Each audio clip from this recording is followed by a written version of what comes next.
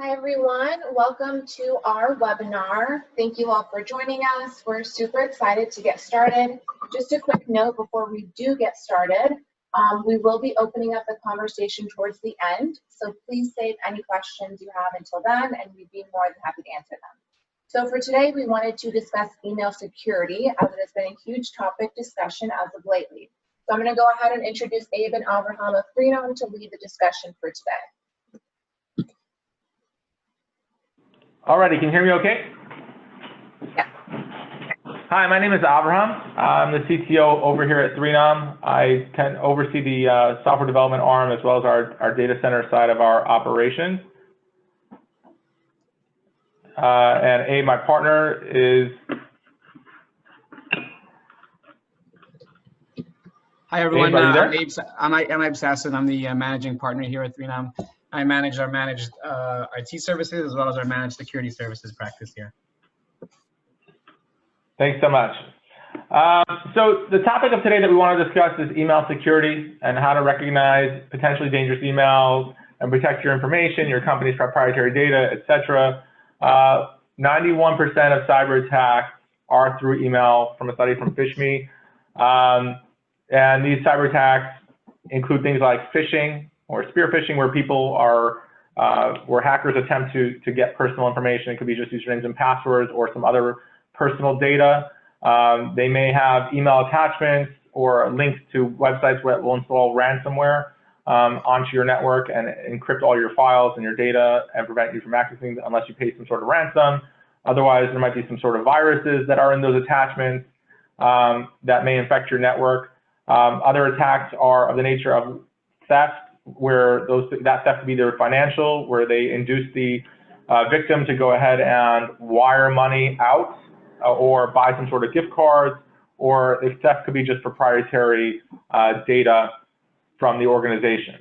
And why do people click on these emails? They're curious. Most people are curious, and that's why they click on the emails. There could be some fear. There's generally some sort of sense of urgency as to opening up this email. There might be some sort of reward or recognition, some sort of other opportunity that people want, that people may feel attracted to. So why do nearly all cyber attacks leverage email? It's because it's always on, and it's generally a trusted communications channel that's unfortunately easily compromised. And why is it important and relevant today? Well, it's estimated that about 46,000 new phishing sites are created every single day. And according to the Federal Trade Commission, Americans have already lost close to $14 million in 2020 just on scams related to the coronavirus. Phishing and email scams are definitely more prevalent in 2020 with hackers using COVID-19, Black Lives Matter protests, and other social injustice initiatives as easy ways to really trick email users into giving their personal information. According to the FBI, this crime report in 2019, businesses lost approximately $1.7 billion from scams that originated through email. About 24,000 email scams were reported. So the topics we really want to cover today are things like spoofing and impersonation, content, things to be looking out for, suspicious URLs within the emails as well, and attachment handling. And with that, I'll turn it over to Abe. Thank you, Abraham. So as we move on to these next slides here, we're going to focus on email security. Really, we're going to focus on two main areas. We're going to focus on the sender and triggers that we can see in the sender's email address or anything related to the sender, as well as the content of the emails or anything that may be embedded in there. As we focus on the sender area, we're going to look at two main areas. One is, and we'll focus on the first few slides of impersonation. Impersonation is where the sender is trying to impersonate himself as coming from a trusted resource. You can see in the example of the screen here, the sender is imitating coming from a PayPal. You notice the display name shows PayPal, and the email address is some random string. It's important to note that most corporate email transactions or communication does not occur over personal emails such as Gmail. Gmail is a very widely used email platform for sending out impersonation emails, where they will put a display name like a PayPal and put a generic email address with a Gmail at the end. And these are important triggers to indicate is not just look at the sender's display name, but ultimately to look at the email address that it's coming from. As we'll see on the next screen, some other areas where we're going to see impersonation coming into play is where the sender will actually make a small change to a valid email address to sort of catch, again, the recipient. Looking at the second example, ABC at DE Shipping. Shipping is with one, has the I there between the in shipping, whereas the spoofed email will come in, or the impersonation will come with at the I.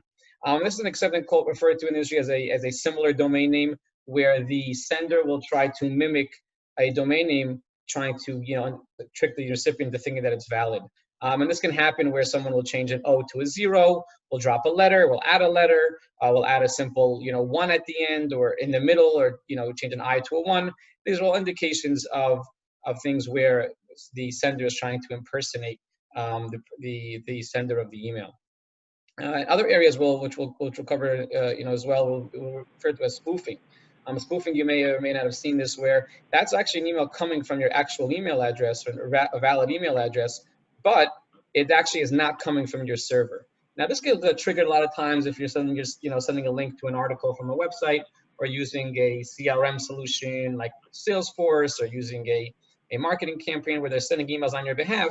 But nonetheless, they still are not coming from your authoritative server. So that's usually a trigger of something going on where the hacker or the threat actor is trying to mimic yourself. And some other indicators, that are important, or some tricks that are used in this field, if you will, to try to resolve some of these things. If you notice here on the screen is an external email warning.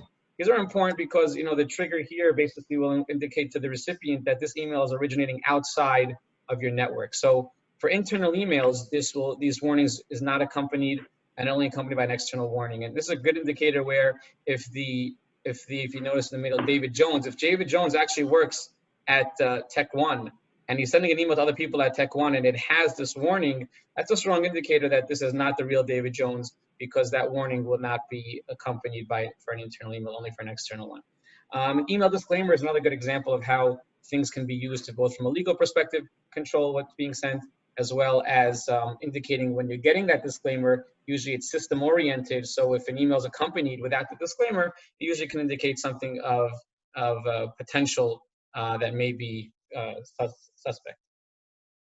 Avram, I know you had a story recently which you wanted to relate about something similar along these lines, where someone tried to trick, I think it was a family member, into something. Sure. Thanks so much for that. Yeah, I had a family member that came to me recently with a scam that utilized a lot of the topics that we discovered. It was an attempt.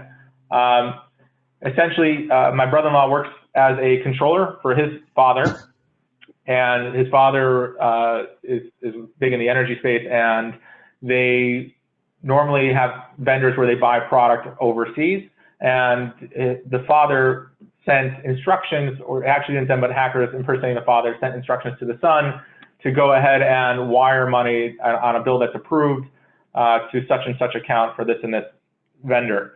And within the content of the email, the email was sent on like a Wednesday. Within the content of the email, the father also wished his son to have a good Shabbos, which is it's a phrase that Orthodox Jews use they say to each other near the end of the week, it's like have a great weekend, usually said on either a Thursday night or sometime on Friday, but generally not on a Wednesday. So that was the red flag for my brother-in-law, that it actually didn't come from his dad. But outside of that, the email looked like it came from his dad. It all looked legitimate. So it's important to check if an email is poorly written and it has grammatical errors. Many people tell you that such errors are part of a filtering system in which cyber criminals target only the most gullible people, but that's not true. The theory is that if someone ignores clues about the way the message is written, they're less likely to pick up clues during the scammer's end game, which would be, what's their end game? Is the goal is to get the wire or get that data, or to have you deploy ransomware on your network. There's also a possibility that the scammer is not from an English-speaking country and not very good at writing in general. So definitely pay attention to the grammar, pay attention to the content, and pay attention to things that are normal ways that people might speak. Also pay attention to the sense of urgency in an email. If an email is suggesting that you get something done right away, wire money as soon as possible, buy these gift cards for these customers or for these clients, think twice. Scammers know that more often than not, when we have to think about something and the more we question it, we're not going to act. And so they're hoping that we act without thinking. And scammers can be smart. So they're going to send out phishing emails, they're going to impersonate, and the scammers know that you're going to be too afraid to ask your boss or your manager about the email, and that can be especially tricky, especially for new employees, et cetera, where they don't necessarily spot that there's a problem. As well as it's important that emails that are coming, this whole thing may actually affect the overall brand. It destroys trust. We're utilizing a trusted platform, and it's going to have a negative impact. So with that, I want to turn it back to Abe to kind of talk about some of the solutions that we might have in place that can help mitigate a lot of these things. Yes, thank you, Abraham. So as we talk about some of the solutions that companies in general can put in place, one of the first areas is just protocols and procedures. These are things that are critical to, company policies. So for example, in this last slide, we saw about a wire transaction. We've been consulting and pushed forward with many of our clients that any financial transactions, either total or above a certain size, have to be accompanied by either a outbound phone call to confirmation and things of that nature, that even if an email were to get through, when the person were to fall for it, there would still be some sort of backstop to ensure that those things are controlled. And then again, like we mentioned before, just having certain protocols or systems in place that can actually track some of these things a little bit better. So as opposed to relying exclusively on the user, having systems in place that can actually prevent or hold or control some of these sections that come in. As we move on to the next slide here, we're going to see some concepts that we've put here and some platforms of how we would address some of these things from a solution perspective. So looking at this IRS email here that we have on the screen, this is a suspicious URL protection, and this URL will actually come in as coming from the link indicates it's coming from irs.gov. The user at the user level can scroll over, just hover over without clicking it, and they would see that the actual web address this is coming from is a .ru or .Russian address, not the irs.gov. More often than not, the emails will actually not pull out the actual link, the actual name there. We'll actually just click here or link here and just click there. And if you hover over that hyperlink, you will actually see where it takes you and notice that it's usually not coming from the source that it is. And there are many platforms out there that will, even if this gets past the user, will have the ability to actually click these links in sandboxes and safe sessions to be able to make sure that they're clear as well. And the same thing would hold true with attachments. So attachments will come through, critical having systems that can actually block certain attachment types altogether, executable files, zip files, and then scanning the content of them. As well as the ability that if attachment does get through, and today it's much more prevalent that attacks are coming in through PDF files or through Word files, is being able to open those attachments in a sandbox kind of concept as well to ensure that they're clean. As we move on to the next screen here, from the URL protection side, we'll see some other aspects of where we can have aspects to control this is going to be in the content as well. So here we're talking about where the emails are going to be held outside. The platforms can hold these emails, not deliver them to the end user, but like we mentioned before, they'll be scanned outside of the environment, checked outside of the environment, so that these things actually do not hit the end user machines and don't have the opportunity to actually run or deploy any of the malware that may be found. And again, these is all through these are usually done through multi-step. So, a lot of good platforms out there don't just rely on one scanning engine or one scanning protocol, but leverage many of them to be able to find any of these things that may be creeping through. And part of that as well, as we move on, we'll see that we're going to talk about not only that, but even today's day and age is coming into, on the next screen, content protection, right? So we mentioned that before, and just being able to control the content that goes out, and whether it's being able to control personal information, but maybe we don't want emails being sent or received in our environment that contain credit card information or social security numbers. Maybe we want to classify certain information or documentation that we have in the company as highly confidential, and then build rules in the email platforms that basically restrict those kinds of documents from being sent to external sources. And of course, leveraging things like email encryption, which I'm sure we've seen with our banks and whatnot, where those transactions that have proprietary information are controlled in that environment. Avram, I want you, maybe on the next stream, you'll give us a little bit of overview on some of the ways that we can, more generally talk about controlling some of these things.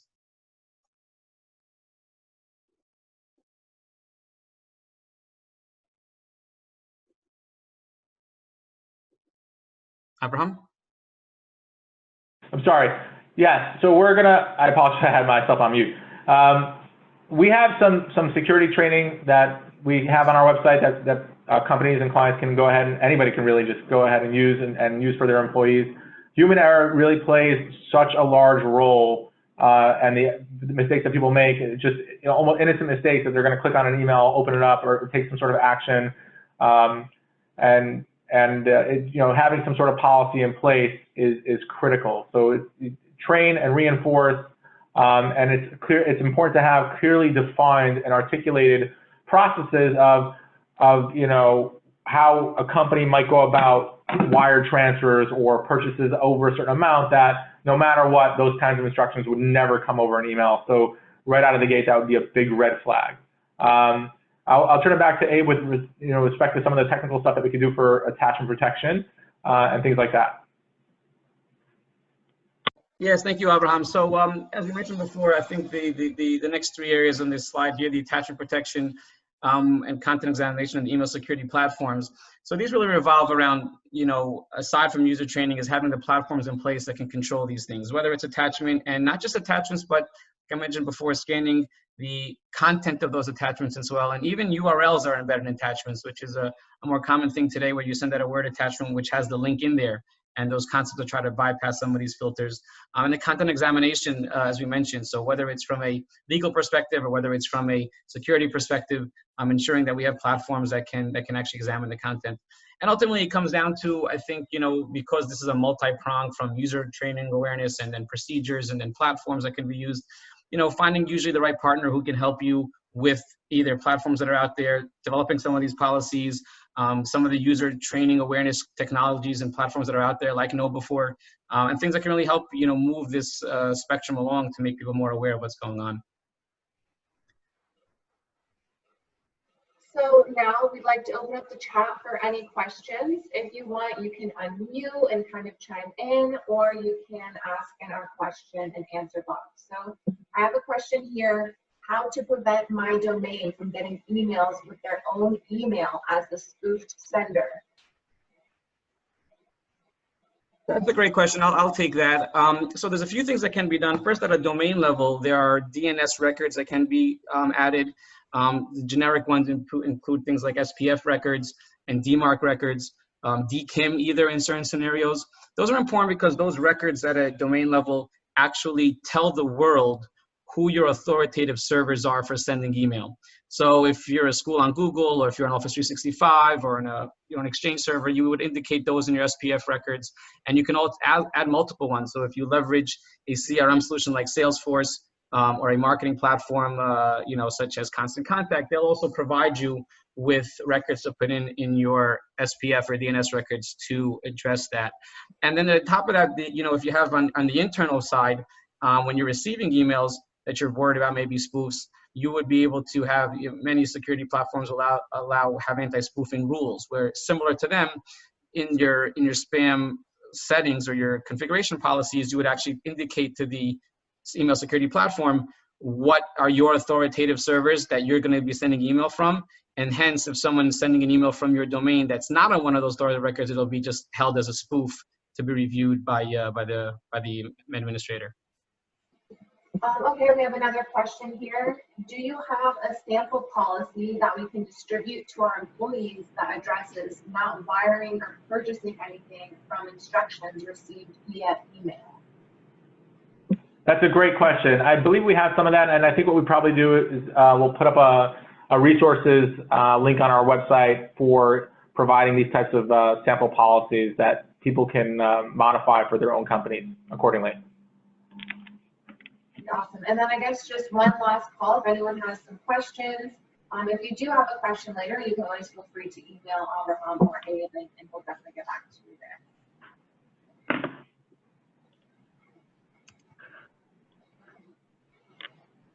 All Right, so thank you everyone so much for joining us and participating in today's webinar. I hope you're able to take some valuable information out of today's topic. If you have any other questions, feel free to email myself, arun@freenom.com, or I have Abe and Albert's emails listed here as well. Be sure to follow us on our socials. We're super active. We post pretty much every single day on our Instagram, Facebook, Twitter, and we did just start a YouTube channel, and they're all at Freenom IT. So it's super easy. Type in Freenom IT and you'll see us right away. And then we are super excited. We're going to be offering everybody today a free email security assessment. So the first 10 signups will also receive a $50 Amazon gift card. I'll be sending out emails shortly, so be on the lookout for that. I'll send information and links where you can sign up for this email security assessment. And then I'm also going to be including a little email security cheat sheet, so you can kind of go through it yourself, see if you guys are following the steps, what you can kind of integrate to make sure that your email is safe.